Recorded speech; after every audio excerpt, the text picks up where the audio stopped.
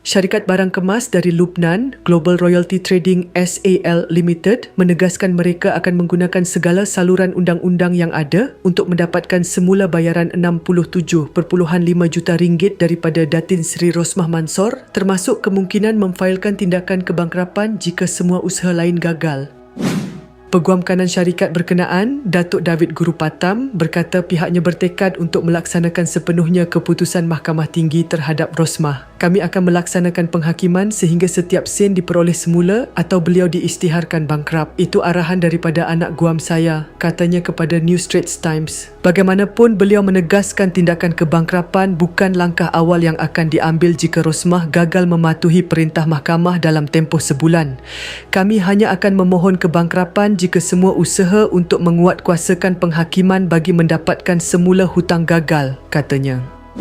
Sebelum ini, Mahkamah Tinggi memerintahkan Rosmah membayar RM67,461,027.37 dalam tempoh sebulan selepas didapati bertanggungjawab berkaitan 43 unit barang kemas mewah yang tidak dipulangkan. Dalam pada itu, proses penguatkuasaan undang-undang boleh dilaksanakan melalui beberapa kaedah termasuk sitaan aset, garnisi akaun bank pihak ketiga dan pemeriksaan penghutang sebelum tindakan kebangkrapan diambil.